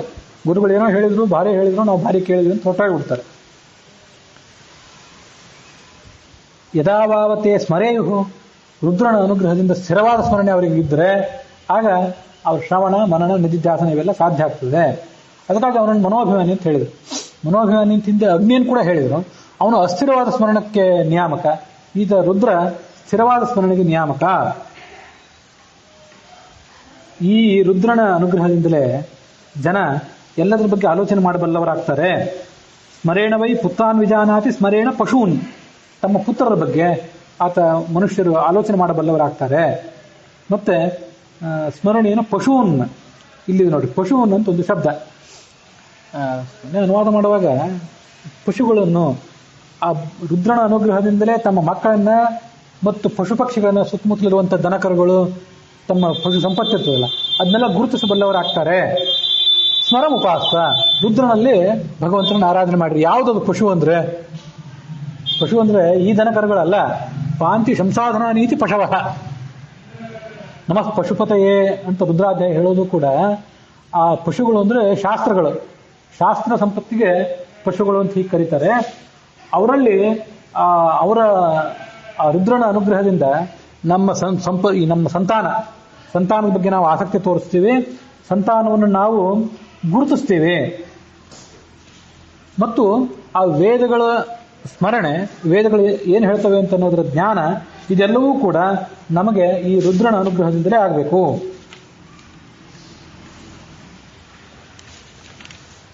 ಒಂದು ರುದ್ರಾಧ್ಯಾಯದಲ್ಲಿ ಒಂದು ಮಾತು ನಮಗೆ ನೆನಪಿಗೆ ಬಂತು. ದ್ರಾಪೆ ಅಂಧಸಸ್ಪತೆ ದರಿದ್ರನ್ನೀಲಲೋಹಿತ ಯೇಷಾಂ ಪುರುಷಾಣಾಮೇಷಾಂ ಪಶೂನಾಂ ಮಾ ಭೇರ್ಮಾರೋ ಯೇಷಾಂ ಕಿಂಚನಾಮಮತ. ನಮ್ಮ ಪುರುಷರು ಅಂದ್ರೆ ಈ ಸಾಧಕರು, ನಾನು ಸಾಧಕ, ನೀವು ಸಾಧಕರು, ನಮ್ಮ ಸುತ್ತಮುತ್ತಿದ್ದರೆಲ್ಲರೂ ಸಾಧಕರು. ಈ ಪುರುಷರನ್ನ ಮತ್ತು ಈ ಪಶುಗಳನ್ನ ಬಾಧಿಸಬೇಡ ಎಂದು ಇವರಿಗೆ ತೊಂದರೆ ಕೊಡಬೇಡ. ಯಾರು ಪಶುಗಳು ಅಂದ್ರೆ ನಮ್ಮ ದನ, ನಮ್ಮ ಎಮ್ಮೆ, ಇವನ್ನೆಲ್ಲ ಬಾಧಿಸಬೇಡ, ಅವೆಲ್ಲ ಚೆನ್ನಾಗಿ ಹಿಂಡ್ಲಿ, ನಮ್ಗೆ ಒಳ್ಳೆ ಹಾಲು ಹೈನು ಆಗ್ಲಿ ಅಲ್ಲ. ಈ ಶಾಸ್ತ್ರಗಳನ್ನು ಹಿಂಸಿಸಬೇಡ. ನೀನು ಶಾಸ್ತ್ರಗಳನ್ನು ಬಿಗಿಯಾಗಿ ಹಿಡ್ಕೊಂಡ್ಬಿಟ್ರೆ ನಿನ್ನ ಹತ್ರ ನಮಗದು ಅರ್ಥ ಆಗೋದು ಹೇಗೆ? ಆ ಶಾಸ್ತ್ರಗಳನ್ನ ನನ್ನ ಮಟ್ಟಿಗೆ ತೊಂದರೆ ಗೊಳಿಸಬೇಡ, ಅವು ನಮಗೆ ಸುಲಭವಾಗಿ ಅರ್ಥ ಆಗುವಂತಾಗಲಿ ನಿನ್ನ ಅನುಗ್ರಹದಿಂದ. ಮತ್ತು ಮಾ ಅರಹ, ಮಾಭೇರ್ ಮಾರಹ, ಇವೆಲ್ಲ ಮೊನ್ನೆ ನಾನೇ ಅರ್ಥ ಬರೆದಿದ್ದೆ. ಆ ಶಾಸ್ತ್ರಗಳಿಗೆ ಸಾಧಕರಿಗೆ ತೊಂದರೆ ಕೊಡಬೇಡ. ನೀನು ತೊಂದರೆ ಕೊಡದೆ ಹೋದ್ರೆ, ನೀನು ಅನುಗ್ರಹ ಮಾಡಿದರೆ ಆ ಶಾಸ್ತ್ರ ಸಾಧಕರಿಗೆ ಸುಲಭವಾಗಿ ತಿಳಿಯುತ್ತದೆ. ಕಿಂಚ ನಾಮಮತ, ಇದು ಆ ಕೊನೆಯ ಪ್ರಾರ್ಥನೆ ಇನ್ನೂ ಬಹಳ ಮಹತ್ವದ್ದು. ಸಾಧಕರ ಮನಸ್ಸು ಮಲಿನಗೊಳ್ಳದೆ ಹೋಗ್ಲಿ ಮತ್ತು ಶಾಸ್ತ್ರ ಮಲಿನ ಆಗದೆ ಹೋಗ್ಲಿ. ನಮ್ಮ ಮನಸ್ಸು ಮಲಿನಗೊಂಡ್ರೆ ಶಾಸ್ತ್ರ ನಮ್ಮ ಎದುರಿಗಿದ್ರು ಹೇಳಿದ್ರು ಅರ್ಥ ಆಗೋದಿಲ್ಲ. ಇನ್ನು ನಮ್ಮ ಮನಸ್ಸು ಮಲಿನವಾಗಿಲ್ಲ, ಸ್ವಚ್ಛವಾಗಿದೆ, ಆದರೆ ಆ ಶಾಸ್ತ್ರವೇ ಮಲಿನ ಆಗಿಬಿಟ್ರೆ, ಶಾಸ್ತ್ರ ಮಲಿನ ಆಗೋದಂದ್ರೆ ಏನು? ಈ ವೇದವ್ಯಾಸರ ಅವತಾರ ಸಂದರ್ಭದಲ್ಲಿ ಆಗಿತ್ತಲ್ಲ, ದತ್ತನ ಅವತಾರ ಸಂದರ್ಭದಲ್ಲಿ ಆಗಿತ್ತಲ್ಲ. ವೇದ ಯಾವುದನ್ನು ಅಧ್ಯಯನ ಮಾಡಬೇಕು? ವೇದಗಳ ಅರ್ಥ ತಿಳಿಯುವಂತಿಲ್ಲ, ಬ್ರಹ್ಮಸೂತ್ರಗಳಿಲ್ಲ, ಮಹಾಭಾರತ ರಾಮಾಯಣ ಪುರಾಣಾದಿಗಳಿಲ್ಲ, ಪಂಚಮ ವೇದ ಅನ್ಸ್ಕೊಂಡಿರುವಂತಹ ವೇದಾರ್ಥ ನಿರ್ಣಾಯಕವಾದ ಶಾಸ್ತ್ರ ಇಲ್ಲ. ತಿಳಿಬೇಕು ಅಂತ ನಮಗೆ ಉತ್ಸಾಹ ಇದೆ, ಶಾಸ್ತ್ರ ಪರಂಪರೆ ಮಲಿನ ಆಗಿಬಿಟ್ಟಿದೆ. ಇಂಥ ಗಂಡಾಂತರ ಬರೋದು ಬೇಡ. ಯಾವುದೂ ಕೂಡ ಇದರಲ್ಲಿ ಮಲಿನ ಆಗದೆ ಹೋಗಲಿ, ಶಾಸ್ತ್ರ ನಮಗೆ ಸಹಕಾರಿಯಾಗಲಿ ನಿನ್ನ ಅನುಗ್ರಹದಿಂದ ಅಂತ ಅವನನ್ನ ಕೇಳಿದಂಥ ಒಂದು ಮಾತದು. ದ್ರಾಪೆ ಅಂಧಸಸ್ಪತೆ ದರಿದ್ರನ್ ನೀಲಲೋಹಿತ. ದರಿದ್ರತ್ ಅಂತ ಅಲ್ಲಿ ಶಬ್ದ. ಆರ್ಥಿಕವಾಗಿ ಮತ್ತು ಬೌದ್ಧಿಕವಾಗಿ ದರಿದ್ರರಾದವರು ಇರ್ತಾರಲ್ಲ, ಬೌದ್ಧಿಕವಾಗಿ ದಿವಾಳಿ ಎದ್ದವರು, ಇಂಟೆಲೆಕ್ಚುವಲ್ ಬ್ಯಾಂಕ್ರಪ್ಸಿ ಅಂತಾರೆ ಅದನ್ನು, ಅವರಿಗೆಲ್ಲ ನೀನೇ ನಿಯಾಮಕ. ನಿನ್ನ ಅನುಗ್ರಹ ಇದ್ರೆ ನಮ್ಮ ಬೌದ್ಧಿಕ ದಿವಾಳಿತನ ಹೋಗಿ ಸ್ವಲ್ಪ ಏನಾದ್ರು ತಿಳುವಳಿಕೆ ಬರ್ತದೆ. ನೀನು ಮುನಿದ್ರೆ, ನೀನು ಕುಪಿತನಾದ್ರೆ ಮುಗಿದು ಹೋಯ್ತು. ನಾವು ಬೌದ್ಧಿಕವಾಗಿ ನಾವು ದಿವಾಳಿ ಆದಂತೆ. ಆರ್ಥಿಕವಾಗಿ ದಿವಾಳಿ ಆದರೂ ತೊಂದರೆ ಇಲ್ಲ, ಬೌದ್ಧಿಕವಾಗಿ ದಿವಾಳಿ ಆಗಬಾರದು. ದ್ರಾಪೆ, ತಾಮಸರನ್ನು ದುರ್ಗತಿ ಕಳಿಸುವಂತವನೇ.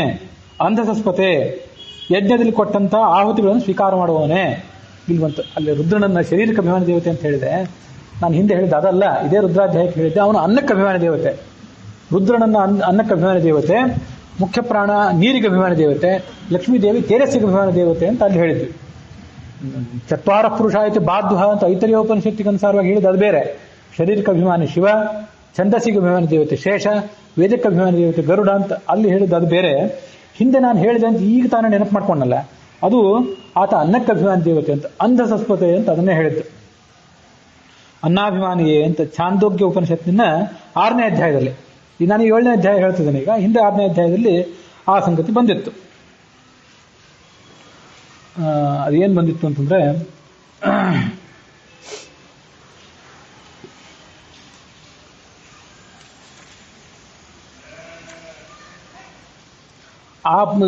ಅನ್ನಮಶಿತಂ ತ್ರೇಧಾ ವಿಭಜ್ಯತೆ. ಆ ಅನ್ನವನ್ನು ನಾವು ಊಟ ಮಾಡಿದ್ದೇನಿದೆ ಅದು 3 ಭಾಗವಾಗಿ ಪರಿಣಾಮ ಹೊಂದುತ್ತದೆ ಅಂತ ಅದ್ರ ಬಗ್ಗೆ ಅಲ್ಲಿ ವಿವರಣೆ ಬಂದಿತ್ತು. ಆ ಸ್ಥೂಲ ಭಾಗ ಮಲವಾಗಿ, ಮಧ್ಯಮ ಭಾಗ ರಕ್ತ ಮಾಂಸವಾಗಿ ಮತ್ತೆ ಸೂಕ್ಷ್ಮ ಭಾಗ ಮನಸ್ಸಾಗಿ ಪರಿಣಾಮ ಹೊಂದುತ್ತದೆ. ನೋಡ್ರಿ, ಅನ್ನಕ್ಕೆ ಅಭಿಮಾನಿ ದೇವತೆ ರುದ್ರ, ಅವನ ಅನುಗ್ರಹ ಇದ್ರೆ ಅದರ ಅನ್ನದ ಸೂಕ್ಷ್ಮ ಭಾಗ ಮನಸ್ಸಾಗಿ ಪರಿಣಾಮ ಹೊಂದುತ್ತದೆ, ಸರಿಯಾದ ಜ್ಞಾನ ಬರ್ತದೆ. ಇಲ್ಲದೆ ಹೋದ್ರೆ ಯಾವುದೂ ಇಲ್ಲ. ಯಹ ಅನಿಷ್ಠ ತನ್ಮನಃ. ಅದಾದ ಮುಂದೆ ಆಪಹ ಅಂತ ಬಗ್ಗೆ ನೀರಿನ ಬಗ್ಗೆ ಹೇಳಿದ್ದಾರೆ. ಆ ನೀರಿಗೆ ಅಭಿಮಾನಿ ದೇವತೆ ವಾಯು, ಮುಂದೆ ತೇಜಸ್ಸಿಗೆ ಅಭಿಮಾನಿ ದೇವತೆ ಲಕ್ಷ್ಮಿ ಅಂತ ಹಿಂದೆ ಬಂದಿತ್ತು. ಈಗ ದೊಡ್ಡ ದೇವತೆಗಳನ್ನ 6ನೇ ಅಧ್ಯಾಯದಲ್ಲಿ ಹೇಳಿದ್ರು, ಸಣ್ಣ ದೇವತೆಗಳನ್ನ ಈ 7ನೇ ಅಧ್ಯಾಯದಲ್ಲಿ ಹೇಳ್ತಿದ್ದಾರೆ ಅಂತ ತಿಳ್ಕೊಳ್ಬೇಕು. ದ್ರಾಪೆ ಅಂಧಸಸ್ಪತೆ, ಅಂಧಸ್ ಅಂದ್ರೆ ಅನ್ನ, ಅಂಧಸ್ಸಿಗೆ ಅಭಿಮಾನಿ ದೇವತೆ ಆದವನೇ, ದರಿದ್ರನಾದವನೇ. ಅದಕ್ಕೆ ಅರ್ಥಗಳು ಬೇರೆ ಬೇರೆ. ನೀನು ದರಿದ್ರ ಹೌದು, ಯಾಕೆಂದ್ರೆ ಏನೂ ಮೈ ಮೇಲೆ ಹಾಕೊಳ್ಳದೆ ದಟ್ಟ ದರಿದ್ರನಾಗಿ ಮೈಗೆಲ್ಲ ಬೂದಿ ಬಳ್ಕೊಂಡು ಮಹಾ ಸ್ಮಶಾನ ಅನ್ಸ್ಕೊಂಡಿರುವಂತ ಕಾಶಿಯಲ್ಲಿ ಓಡಾಡ್ತಾ ಇದ್ದಿ, ದರಿದ್ರನಂತೆ. ಅಷ್ಟು ದೊಡ್ಡ ದೇವತೆ ಆದರೂ ಕೂಡ ನೀನು ಬೇಕಾಬಿಟ್ಟು ಸಂಚಾರ ಮಾಡ್ತಿದ್ದೆ, ಅದರಿಂದ ನೀನು ದರಿದ್ರನೇ, ಇಲ್ಲಂತಲ್ಲ.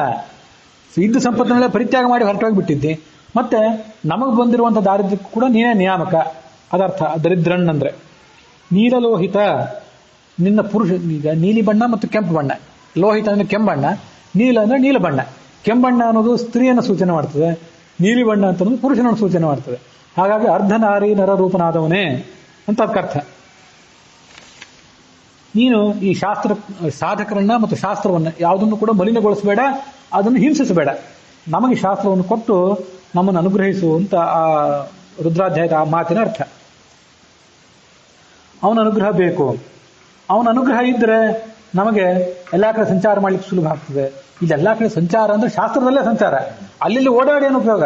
ಕಾಶಿಗೆ ಹೋಗಿ ಬಂದ್ವಿ, ಕೇದಾರಕ್ಕೆ ಹೋಗಿ ಬಂದ್ವಿ, ಗೋಕರ್ಣಕ್ಕೆ ಹೋಗಿ ಬಂದ್ವಿ, ಅದಲ್ಲ ಸಂಚಾರ ಮಾಡೋದು ಅಂದ್ರೆ ಶಾಸ್ತ್ರದಲ್ಲೇ ಸಂಚಾರ. ತಸ್ಯಾಶ್ಚೈವ ಸದಾಶಿವ ಸ್ಥಿರಸ್ಥಿತ್ಯಭಿಮಾನಿ ಚ. ಸ್ಥಿರವಾದ ಸ್ಮರಣೆಗೆ ಆತ ಅಭಿಮಾನಿ. ಸ ಸಮಮೇವ ರತೇಹ ಸ್ಮರಃ. ಅವನಿಗೆ ಯಾಕೆ ಸ್ಮರ ಅಂತಾರೆ? ಡಿಕ್ಷನರಿಲಿ ಅರ್ಥ ಇರೋದಿಲ್ಲ. ಆಚಾರ್ಯ ಹೇಳ್ತಾರೆ, ಸಮಮೇವ ರತೇಹ ಸ್ಮರಃ. ಏಕಪ್ರಕಾರವಾಗಿ ಭಗವಂತನನ್ನು ಮನಸ್ಸನ್ನು ಇಟ್ಕೊಂಡಿರ್ತಾನೆ. ಹಾಗಾಗಿ ಆತ ಸ್ಮರ. ರ ಅಂದ್ರೆ ರಮಣ ಮಾಡುವನು, ಅದಕ್ಕಾಗಿ ಆತ ರಮಣ. ಅಷ್ಟು ಮಾತ್ರ ಅಲ್ಲ, ಪಾರ್ವತಿ ದೇವಿ ಜೊತೆಗೆ ಯಾವತ್ತೂ ರಮಣ ಮಾಡ್ಕೊಂಡಿರ್ತಾನೆ, ಅದಕ್ಕಾಗಿ ಕೂಡ ಆತ ಸ್ಮರ. ಇದು ಮತ್ತೊಂದು ಅರ್ಥ ನಾನು ಹೇಳಿದ್ದು. ಆಚಾರ್ಯ ಹೇಳಿದ್ದು ಭಗವಂತನಲ್ಲಿ ರಮಣ ಮಾಡ್ಕೊಂಡಿರ್ತಾನೆ ಅಂತ. ಇನ್ನೂ ದೊಡ್ಡದಿದ್ರು ಹೇಳ್ರಿ ಅಂದ್ರು ನಾರದರು. ಆಶಾವಾವ ಸ್ಮರಾತ್ ಭೂಯಸಿ. ಆಶಾ ಇತ್ತು ಬೆಳಿದ್ದಾಳೆ, ಅವಳು ರುದ್ರನಿಗಿಂತ 5ನೇ ಕಕ್ಷಾದಲ್ಲಿರುವಂತಹ ರುದ್ರನಿಗಿಂತ 4ನೇ ಕಕ್ಷಾದಲ್ಲಿರುವಂತಹ ಆಶಾ ದೊಡ್ಡವಳಾಗಿದ್ದಾಳೆ. ಅವಳು ಯಾರಂದ್ರೆ ಸರಸ್ವತಿ ಭಾರತೀಯರು. ನೋಡಿ, ಆಶಾ ಅನ್ನೋ ಶಬ್ದಕ್ಕೆ ಸರಸ್ವತಿ ಭಾರತೀಯರು ಅನ್ನೋ ಅರ್ಥ ಇದೆ. ಹೆಸರು ನಾವು ಇಡ್ತೇವೆ ನಮ್ಮ ಮಕ್ಕಳಿಗೆ. ಆಶಾ ಅನ್ನೋ ಶಬ್ದಕ್ಕೆ ವೇದಾಭಿಮಾನಿ ದೇವತೆ ಆದಂತಹ, ವಿದ್ಯೆಗೆ ಅಭಿಮಾನಿ ದೇವತೆ ಆದಂತಹ ಸರಸ್ವತಿ ಭಾರತೀಯನ್ನು ಹೆಸರಿದೆ ಅಂತ ಗೊತ್ತೇ ಇರೋದಿಲ್ಲ. ಆಶೇದ್ಧೋ ವೈ ಸ್ಮರೋ ಮಂತ್ರಾನಧೀತೆ ಕರ್ಮಾಣಿ ಕುರುತೆ ಪುತ್ರಾಂಶ್ಚ ಪಶೂಂಶ್ಚ ಇಚ್ಛತೆ. ನಮಗೆ ಅಧ್ಯಯನ ಮಾಡಬೇಕು, ಕರ್ಮ ಮಾಡಬೇಕು ಅಂತ ಬಲವಾದ ಆಸೆ ಬಂದ್ರೆ, ಆಶೇದ್ಧ ಹಾಗೆ ಬಂದ್ರೆ, ಅವಾಗ ಮನುಷ್ಯ ಏನ್ ಮಾಡ್ತಾನಂತಂದ್ರೆ ಕರ್ಮಗಳನ್ನು ಮಾಡ್ತಾನೆ, ಅಧ್ಯಯನ ಮಾಡ್ತಾನೆ. ಅಂದ್ರೆ ನಮಗಳು ಇಚ್ಛೆ ಕೊಡಬೇಕು. ಇಚ್ಛೆನೇ ಬರದೆ ಹೋದ್ರೆ ಬೇಕಾಷ್ಟು ಅನುಕೂಲ ಇದೆ, ಮನೇಲಿ ಪುಸ್ತಕಗಳಿವೆ, ಹೇಳೋರಿದ್ದಾರೆ, ಓದಬೇಕು ಕೇಳಬೇಕು ಅಂತ ಅಪೇಕ್ಷಣೆ ಬರದೆ ಹೋದ್ರೆ ಅವ್ರ ಅನುಗ್ರಹ ಆಗಿಲ್ಲ ಅಂತ ಅರ್ಥ. ಆಗಿಲ್ಲದೆ ಹೋದ್ರೆ ಅಧ್ಯಯನವೂ ಆಗೋದಿಲ್ಲ, ಶ್ರವಣವೂ ಇಲ್ಲ, ಮನನವೂ ಇಲ್ಲ, ಏನೂ ಇಲ್ಲ, ಸುಮ್ಮನೆ ಕಾಲಹರಣ. ಮಂತ್ರಾನಧೀತೆ ಕರ್ಮಾಣಿ ಕುರುತೆ. ಓದ್ತಾನೆ ಕರ್ಮ ಮಾಡ್ತಾನೆ. ಇದು ನೋಡ್ರಿ, ಕರ್ಮ ಮಾಡ್ತಾನೆ ಓದ್ತಾನೆ ಅಲ್ಲ, ಓದಿ ಆಮೇಲೆ ಕರ್ಮ ಮಾಡಬೇಕು. ವಿದ್ಯೆಯಿಂದ ಜ್ಞಾನಪೂರ್ವಕವಾಗಿ ಮಾಡಿದ ಕರ್ಮಕ್ಕೆ ಬಲ. ಇಲ್ಲದಿದ್ರೆ ಸುಮ್ಮನೆ ಶರೀರ ಕರ್ಷಣ. ಧರ್ಮ ಸ್ವನುಷ್ಠಿತ ಪುಂಸಾಂ ವಿಶ್ವಕ್ಸೇನ ಕಥಾರತಿಂ ಶ್ರಮ ಏವ ಹಿ ಕೇವಲಂ ಅಂತ ಒಂದು ಭಾಗವತದ ಒಂದು ಶ್ಲೋಕ 1ನೇ ಅಧ್ಯಾಯದಲ್ಲೇ ಬರೋದು. ಧರ್ಮ ಸ್ವನುಷ್ಠಿತ ಪುಂಸಾಂ ವಿಶ್ವಕ್ಸೇನ ಕಥಾರತಿಂ ನೋತ್ಪಾದಯೇ ಜದಿರತಿಂ ಶ್ರಮ ಏವ ಹಿ ಕೇವಲಂ. ಒಳ್ಳೆ ಧರ್ಮಾಚರಣೆ ಮಾಡಿದರೆ 4 ಗಂಟೆಗೆ ಹೇಳ್ತೀರಿ, ಕಷ್ಟಪಟ್ಟು ಏಕಾದಶಿ ಮಾಡ್ತೀರಿ, ಸ್ನಾನ ಮಾಡ್ತೀರಿ, ಬಾವಿ ನೀರಿನ ನಿಯಮ ಎಲ್ಲಾನು ಮಾಡ್ತೀರಿ, ಹೌದು. ಆದ್ರೆ ವಿಶ್ವಕ್ಸೇನ ಕಥಾರತಿಂ ನೋತ್ಪಾದಯೇ ಜದಿ. ಭಗವಂತನ ಕಥೆ ಕೇಳಬೇಕು ಅಂತ ನಿಮ್ಗೆ ಆಸಕ್ತಿ ಒಂದಿಲ್ಲ. ಬೇಗ ಧರ್ಮಾಚರಣೆ ಮಾಡಿದ್ರೆ ಊಟ ಹೊಡೆದು ಮಾಡ್ಕೊಂಡ್ಬಿಟ್ರೆ, ಶಾಸ್ತ್ರದ ಶ್ರವಣ ಮನನ ಇಲ್ಲದೆ ಹೋದ್ರೆ ನೀವು ತನಕ ಧರ್ಮಾಚರಣೆ ಮಾಡಿದ್ದೇನಿದೆಯಲ್ಲ, ಶ್ರಮ ಕಷ್ಟಪಟ್ಟು ವ್ಯಾಯಾಮ ಮಾಡಿದಂತ ಅಷ್ಟೇ. ಸುಮ್ಮನೆ ಬೆಳಿಗ್ಗೆ ಕಷ್ಟಪಟ್ಟು ಚಳಿಯಲ್ಲಿ ಸ್ನಾನ ಮಾಡಿದ್ರೆ, ಉಪವಾಸ ಕೂತು ದೇವರ ಪೂಜೆ ಮಾಡಿದ್ರೆ, ಶ್ರವಣ ಮನ ಇಲ್ಲದೆ ಹೋದ್ರೆ ಇದೆಲ್ಲ ಬರೇ ಶ್ರಮ ಅಷ್ಟೇ. ಕಾಯಸ್ಸೇವ ಕದರ್ಥನಂ. ಅದಕ್ಕಾಗಿ ತಿಳ್ಕೊಳ್ಬೇಕು, ತಿಳ್ಕೊಂಡು ಕರ್ಮ ಮಾಡಬೇಕು. ಪುತ್ರಾಂಶ ಪಶೂಂಶ ಇಚ್ಛತೆ. ಪುತ್ರರನ್ನ ಅಪೇಕ್ಷೆ ಪಡ್ತಾನೆ. ಪುತ್ರರು ಅಂದ್ರೆ ನಮ್ಮ ಹೆಂಡತಿಯಲ್ಲಿ ಹುಟ್ಟಿದಂತ ಮಕ್ಕಳು ಪುತ್ರರು. ನಮ್ಮ ವಿದ್ಯೆಯನ್ನು ಅಧ್ಯಯನ ಮಾಡ್ಲಿಕ್ಕೆ ಬಂದಂತ ಪುತ್ರರಿದ್ದಾರಲ್ಲ, ಅವ್ರು ನಮ್ಮ ಆಧ್ಯಾತ್ಮಿಕ ಸಂತಾನ. ಪುತ್ರರಂದ್ರೆ ಆ ಅರ್ಥವನ್ನು ತಗೊಳ್ಬೇಕು, ಇಲ್ಲಿ ಹೇಳಿಲ್ಲ ಅದು ತಗೊಳ್ಬೇಕು. ಪಶುಗಳು ಅಂದ್ರೆ ಹಾಲು ಹಿಂಡುವಂಥ ದನ ಎಮ್ಮೆಗಳು ಮಾತ್ರ ಅಲ್ಲ, ಶಾಸ್ತ್ರಗಳು ಕೂಡ ಪಶುಗಳೇ. ಈ ಪುತ್ರ ಅನ್ನೋ ಶಬ್ದಕ್ಕೆ ವಿದ್ಯಾರ್ಥಿ ಅಂತ ಅರ್ಥ ಆದಾಗ, ಪಶು ಅನ್ನೋ ಶಬ್ದಕ್ಕೆ ಶಾಸ್ತ್ರ ಅಂತ ಅರ್ಥ. ಇಮಂಚ ಲೋಕಮ ಅಮುಂಚ ಇಚ್ಛತೆ ಆಶಾಮುಪಾಸ್ವ. ಭಾರತೀಯ ಸರಸ್ವತಿಗೆ ಎರಿಗೆ ರಮಣನಾದಂಥ ವ್ಯಕ್ತಿಯನ್ನು ಉಪಾಸನೆ ಮಾಡಿ ಅವರಲ್ಲಿ ಭಗವಂತನನ್ನು ಉಪಾಸನೆ ಮಾಡಿರಿ. ಮುಖ್ಯವಾಯು ಪ್ರಿಯ ತಸ್ಮಾತ್ ಪರಮ ಇವ ಸರಸ್ವತಿ. ಮುಖ್ಯವಾಯು ಮತ್ತು ಚತುರ್ಮುಖ ಏನಿದ್ದಾರಲ್ಲ ಅವರಿಗೆ ಪ್ರೀತಿಪಾತ್ರರಾದಂಥ ಪರಮ ಅನಿಸ್ಕೊಂಡಿರುವಂಥ ಸರಸ್ವತಿ ಇದ್ದಾಳಲ್ಲ, ಅವಳು ಸರ್ವದಾ ಆಶಾ ಸ್ವರೂಪಿಣಿ. ನಮ್ಮ ಅಪೇಕ್ಷೆಗಳಿಗೆಲ್ಲದಕ್ಕೂ ಕೂಡ ಅವಳೇ ನಿಯಾಮಕಳಾಗಿದ್ದಾಳೆ. ಯಾಕೆ ಅವಳಿಗೆ ಆಶಾ ಅಂತ ಹೆಸರು ಗೊತ್ತಿಲ್ಲ ನಮಗೆ. ಸಂಸ್ಕೃತದಲ್ಲಿ ಬರುವಂಥ ಪ್ರತಿಯೊಂದು ಶಬ್ದನೂ ಕೂಡ ಅದು ಶಾರ್ಟ್ ಫಾರ್ಮ್. ಈಗ ಯುನೈಟೆಡ್ ಸ್ಟೇಟ್ಸ್ US ಅಂತೀವಿ, UK ಅಂತ ಯುನೈಟೆಡ್ ಕಿಂಗ್ಡಮ್ ಅಂತೀವಿ. ಅವೆಲ್ಲ ಮೂಲಭೂತವಾಗಿ ಸಂಸ್ಕೃತದಲ್ಲಿ ವೇದಗಳಲ್ಲಿ ಶಾಸ್ತ್ರಗಳಲ್ಲಿ ಇದ್ದಂಥ ಶಬ್ದಗಳೇ. ಭಾಗವತ ತಾತ್ಪರ್ಯದಲ್ಲಿ ಒಂದು ಮಾತು ಬರ್ತದೆ, ಆನಂದತ್ವಾದ ಅನಾಮಾಸವು ಉತ್ಕೃಷ್ಟತ್ವಾದ ಉನಾಮಕಃ ಅಂತ.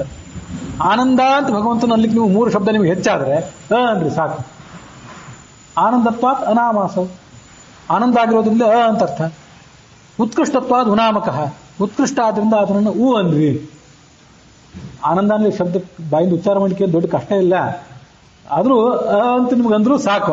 ಅದಕ್ಕಾಗಿ ಮ ಇವೆಲ್ಲ ಆ ಓಂಕಾರದ ಶಬ್ದಗಳು ಆತನನ್ನ ಆನಂದ ಸ್ವರೂಪ, ಶ್ರೇಷ್ಠ, ಹೀಗೆ ಆ ಭಗವಂತನನ್ನ ಆ ಓಂಕಾರದ ಅವಯವಗಳು ಹೇಳ್ತವೆ. ಆ ಅನುಸಂಧಾನ ಬೇಕು ಓಂಕಾರ ಉಚ್ಚಾರ ಮಾಡುವಾಗ. ಇವಳ್ಯಾಕೆ ಆನಂದಳು, ಇದು ಒಂದು ಶಾರ್ಟ್ ಫಾರ್ಮ್ನೆ. ಇವಳ್ಯಾಕೆ ಆಶಾ, ಹೆಸರು ಇಟ್ಕೊಂಡಿರ್ತಾರೆ ಏನೇನೋ ದುರಾಶೆಗಳು, ಆ ಹೆಸರಿನ ಅರ್ಥ ಇಟ್ಕೊಂಡು ತಿಳಿದಿರೋದಿಲ್ಲ. ಆದ್ರಿಂದ ಇಟ್ಟಂತ ತಂದೆ ತಾಯಿಗಳು ಹೆಸರಿಗಿನ ಮಹತ್ವ ತಿಳ್ಕೊಂಡಿರೋದಿಲ್ಲ, ಇಡಿಸ್ಕೊಂಡಂಥ ಮಕ್ಕಳುಗಳಿಗೂ ಆ ಆಸೆ, ಆ ಹೆಸರಿನ ಅರ್ಥ ಗೊತ್ತಿರೋದಿಲ್ಲ. ಹಾಗಾಗಿ ಇಬ್ಬರಿಗೂ ದುರಾಸೆ, ಅದರಿಂದ ಸಂಸಾರ ಹಾಳಾಗಿ ಹೋಗ್ತದೆ. ಇಲ್ಲಿ ನೋಡ್ರಿ, ಆ ಅಂದ್ರೆ ಪರಿಪೂರ್ಣ ಅಂತ ಅರ್ಥ, ಶಮ್ ಅಂತಂದ್ರೆ ಜ್ಞಾನ ಅಂತ ಅರ್ಥ. ಪರಿಪೂರ್ಣವಾದಂತಹ ಆನಂದ ಉಳ್ಳವಳು, ಆಸೆಗೆ ಅಭಿಮಾನಿ ಕೂಡ, ಆದ್ರಿಂದ ಅವಳಿಗೆ ಆಶಾ ಅಂತ ಹೆಸರು. ಸರ್ವದಾ ಆಶಾ ಸ್ವರೂಪಿಣಿ ಶಮಿತ್ಯಾನಂದ ಬುದ್ಧಿಷ್ಟ ಆಶಾ ಪೂರ್ಣ ಸುಖತ್ವತಃ. ಶಮ್ ಅಂದ್ರೆ ಆನಂದ, ಶಂಕರ ಅಂತಂದ್ರೆ ಸಂತೋಷವನ್ನು ಕೊಡೋನಾದ್ರಿಂದ ಶಂಕರ. ಶಮಿತ್ಯಾನಂದ ಬುದ್ಧಿಷ್ಟ ಆಶಾ ಪೂರ್ಣ ಸುಖತ್ವತಃ. ಆ ಅಂದ್ರೆ ಹೆಚ್ಚಿನ ಅಂತ ಅರ್ಥ, ಹೆಚ್ಚಿನ ಸುಖ ಉಳ್ಳವಳಾದ್ರಿಂದ ಅವಳಿಗೆ ಆಶಾ ಅಂತ ಕರೀತಾರೆ. ಮತ್ತು ನಮಗೆ ಬರಬೇಕಂತ ಎಲ್ಲ ಆಶೆಗಳಿಗೂ ಕೂಡ ಅವಳೇ ನಿಯಾಮಕಳು. ಹೀಗೆ ಆಶೆಯನ್ನು ಉಪಾಸನೆ ಮಾಡಿದರೆ, ಭಾರತೀಯ ಸರಸ್ವತಿಯನ್ನು ಉಪಾಸನೆ ಮಾಡಿದರೆ ಅವರ ವ್ಯಾಪ್ತಿ ಎಲ್ಲೆಲ್ಲಿದೆಯೋ ಅಲ್ಲೆಲ್ಲ ಸಂಚಾರ ಮಾಡ್ಲಿಕ್ಕೆ ಅನುಕೂಲ ಆಗ್ತದೆ. ಅಸ್ತಿ ಭಗವಃ ಆಶಾಯಾಹ ಭೂಯಃ. ಇನ್ನೂ ಹೆಚ್ಚಿಂದ ಏನಾದರೂ ಇದ್ರೆ ಹೇಳ್ರಿ. ಪ್ರಾಣೋಭಾವ ಆಶಾಯಾಹ ಭೂಯಾನ್, ಅಲ್ಲಿ ಮುಗಿತದು. ಪ್ರಾಣ ಈ ಆಶಾಗಿಂತ ದೊಡ್ಡವನಾಗಿದ್ದಾನೆ. ಪ್ರಾಣ ಅಂದ್ರೆ ಮುಖ್ಯ ಪ್ರಾಣ ಮತ್ತು ಚತುರ್ಮುಖ ಬ್ರಹ್ಮ, ಅವರಿಬ್ಬರು ಕೂಡ ಆಶಾಗಿಂತ ಉತ್ತಮರಾಗಿದ್ದಾರೆ. ಹೀಗೆ ಉತ್ತಮರಾಗಿರುವುದರಿಂದಲೇ ಆ ಪ್ರಾಣನಲ್ಲಿ ಜಗತ್ತೆಲ್ಲವೂ ಕೂಡ ಸೇರ್ಕೊಂಡಿದೆ. ಯಥಾವಾ ಅರಾಹ ನಾಭೋ ಸಮರ್ಪಿತಾ ಏವಮಸ್ಮಿನ್ ಪ್ರಾಣೇ ಸರ್ವಂ ಪ್ರತಿಷ್ಠಿತಂ. ರಥ ಸಂಚಾರ ಮಾಡುವಂಥ ಒಂದು ಚಕ್ರವನ್ನು ನೋಡ್ರಿ, ಅದ್ರ ಅರಗಳಿರ್ತಾವಲ್ಲ, ಸ್ಪೋಕ್ಸ್, ಆ ಎಲ್ಲ ಸ್ಪೋಕ್ಸ್ಗಳು ಇರೋದು ನಡುವೆ ಅದಕ್ಕೆ ಹೊಂದ್ಕೊಂಡಿರ್ತವೆ. ಅದೇನಾದ್ರೂ ಬಿದ್ದು ಹೋದ್ರೆ ಅಥವಾ ಅದು ಸಡಿಲಾದ್ರೆ ಆ ಚಕ್ರವು ಕೂಡ ಕಿತ್ಕೊಂಡು ಹೋಗ್ತದೆ. ರಥದ ಚಕ್ರದ ಮಧ್ಯಭಾಗದಲ್ಲಿ ಆ ಅಚ್ಚು ಮರಗಳೆಲ್ಲ ಸೇರ್ಕೊಂಡಿವೆ. ಅದರಂತೆ ಈ ಪ್ರಾಣನಲ್ಲಿ ಸಕಲ ಜಗತ್ತು ಕೂಡ ಆಶ್ರಯ ಪಡ್ಕೊಂಡಿದೆ. ಹಾಗಾಗಿಯೇ ಪ್ರಾಣನ ಪ್ರೇರೇಪಣೆಯಿಂದಲೇ ಪ್ರವೃತ್ತಿ, ಮತ್ತು ಆ ಪ್ರಾಣನ ಪ್ರೇರೇಪಣೆ ಇದ್ರೆ ದೈಹಿಕವಾದ ಪ್ರವೃತ್ತಿ, ಮಾನಸಿಕವಾದ ಪ್ರವೃತ್ತಿಯೂ ಕೂಡ. ಇಲ್ಲಿ ನೋಡ್ರಿ, ಪ್ರಾಣೇನ ಯಾತಿ ಪ್ರಾಣಂ ದದಾತಿ. ಇಲ್ಲಿ ಪ್ರಾಣಂ ದದಾತಿ ಅಂದ್ರೆ ಪ್ರಾಣ ಶಬ್ದವಾಚನ ಅಂತ ಮಹಾಪ್ರಾಣ ಇದ್ದಾನಲ್ಲ, ಇವನು ಮಧ್ಯಮ ಪ್ರಾಣ. ಇವನು ಈ ಮಹಾಪ್ರಾಣನನ್ನ ಗುರುವಾದವನು ಶಿಷ್ಯರಿಗೆ ತೋರಿಸಿಕೊಡ್ತಾನೆ. ಪ್ರಾಣಂ ದದಾತಿ ಅಂದ್ರೆ ಇದು ಪ್ರಾಣಾಯ ದದಾತಿ. ಇಲ್ಲಿ ನೋಡ್ರಿ, ಮಧ್ಯಮ ಪ್ರಾಣ, ನಾವು ಅಲ್ಪ ಪ್ರಾಣರು, ದುರ್ಬಲ ಪ್ರಾಣರು. ನಾವು ನಮ್ಮನ್ನ ನಡುವಿರುವಂತಹ ಈ ಮುಖ್ಯ ಪ್ರಾಣ ಮಹಾಪ್ರಾಣನ ತಗೊಂಡೋಗಿ ಕೊಡ್ತಾನೆ. ಇವನು ಆ ಮಹಾಪ್ರಾಣನನ್ನ ಈ ಅಲ್ಪ ಪ್ರಾಣನಿಗೆ ತೋರಿಸ್ತಾನೆ. ನಡುವಿರುವವನು ತನ್ನ ಮೇಲಿರುವವರನ್ನ ಕೆಳಗಿನವರಿಗೆ ತೋರಿಸ್ತಾನೆ, ಮತ್ತೆ ಈ ಕೆಳಗಿನವರನ್ನ ಆ ಮೇಲಿನವನ ಕಡೆ ತಗೊಂಡೋಗಿ ತಲುಪಿಸ್ತಾನೆ.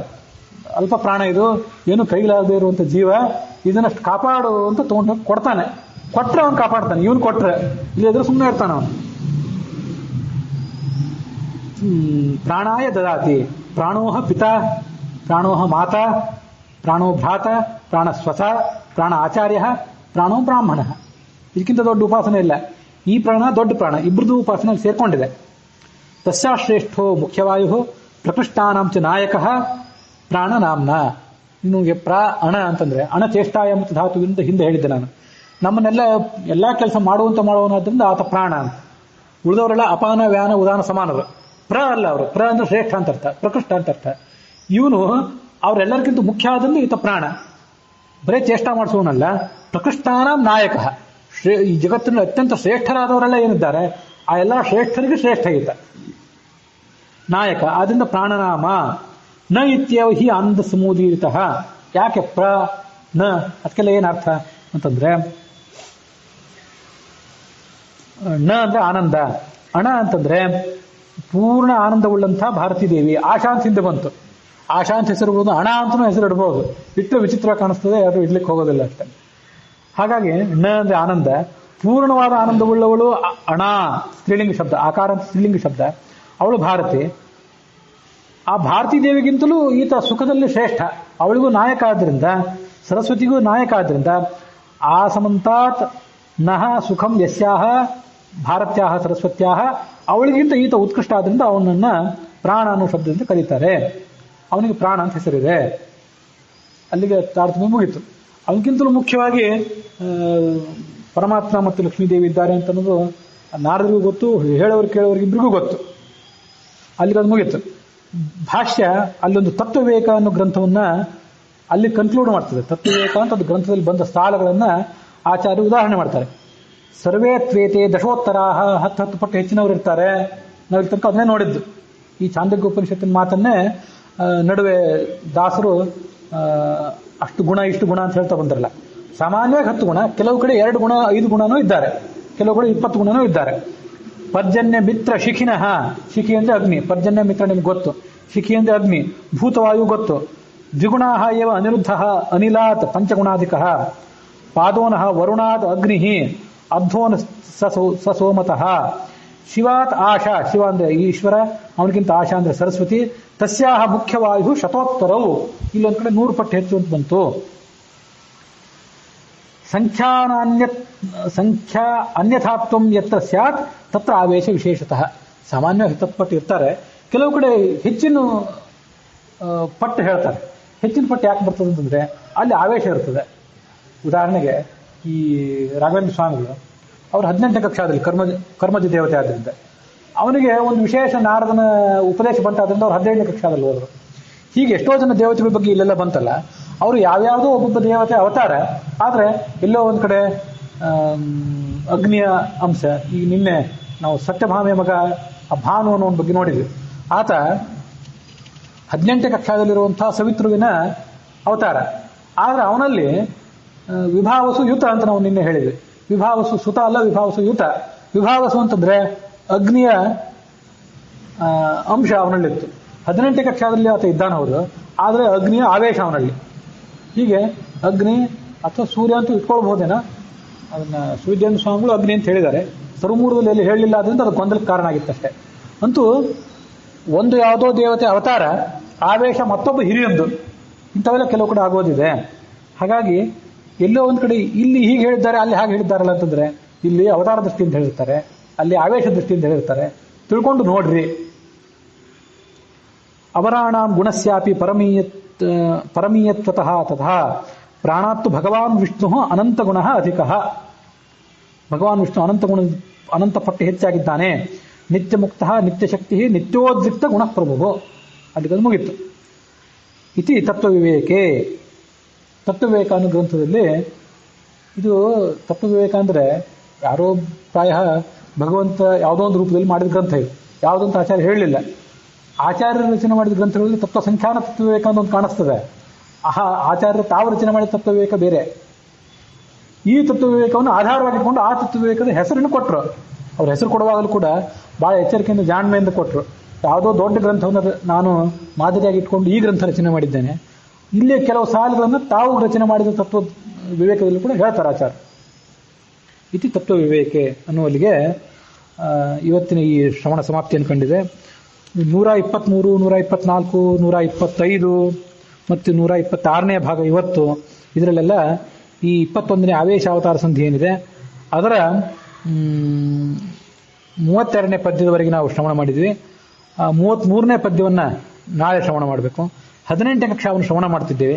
ಆ 18ನೇ ಕಕ್ಷಾದಲ್ಲಿ ಬರುವಂಥ ಎಲ್ಲ ರುದ್ರರು, ವಸುಗಳು, ಆದಿತ್ಯರು, ಮರುತ್ತುಗಳು ಅವ್ರ ಬಗ್ಗೆ ಎಲ್ಲನೂ ಕೂಡ ಹೆಚ್ಚು ಕಮ್ಮಿ ಛಾಂದೋಗ್ಯ ಉಪನಿಷತ್ನಲ್ಲೂ ಬಂತು. ಮತ್ತೆ ಚತುರ್ಭಿ ಸಾಕಂ ನವತಿಂಚ ನಾಮಭಿ ಚಕ್ರನ್ನ ವೃತ್ತಂ ವ್ಯತೀನ್ ರವಿ ವಿಪತ್ ಅಂತ ಋಗ್ವೇದದಲ್ಲಿ ಬಂದಂಥ ಮಂತ್ರವನ್ನು ಕೂಡ ಮೊನ್ನೆ ಹೇಳಿದ್ದೆ. ಅಲ್ಲಿ ಆ 90 ಜನ ದೇವತೆಗಳು ಅಂತೇನು ಬಂತಲ್ಲ, ಇವರೇ 8 ಜನರು, 11 ಜನ, 11 22 ಆಯಿತು. 22ಕ್ಕೆ 8 ಸೇರಿಸಿದ್ರೆ 30 ಆಯಿತು. ಆ 30ಕ್ಕೆ 49 ಜನ ಮರುತುಗಳು ಮತ್ತು ಮುಖ್ಯ ಪ್ರಾಣ ಸೇರಿಸಿ 50, 80 ಆಯಿತು. ಇನ್ನು 10 ಜನ ಪ್ರಜಾಪತಿಗಳು ಚತುರ್ಮುಖ ಬ್ರಹ್ಮನವರೆಗೆ 90 ಜನರಾದರು. ಈ 90 ಜನರ ತತ್ವ ದೇವತೆಗಳ ಗುಂಪನ್ನ ಈಗ ತಿರುಗಿಸ್ತಾ ಇರ್ತಾನೆ. ಈ ಒಂದು ಚಕ್ರ ಮುಗಿದ್ರೆ ಇವರು ಮುಕ್ತಿಗೆ ಹೋಗ್ತಾರೆ, ಮತ್ತೊಂದು ಚಕ್ರ ಬರ್ತದೆ. ಇದಕ್ಕೆ ಕೊನೆಯೇ ಇಲ್ಲ. ಧಾತ ಯಥಾ ಪೂರ್ವ ಕಲ್ಪಯತ್, ಹಿಂದೆ ಹೇಗೆ ನಡೆದಿತ್ತು ಹಾಗೆ ಸೃಷ್ಟಿ ನಡೀತಾ ಹೋಗ್ತದೆ ಅನ್ನುವಲ್ಲಿಗೆ ಇವತ್ತಿನ ಈ ಶ್ರವಣ ಸಮಾಪ್ತಿಯನ್ನು ಕಂಡಿದೆ.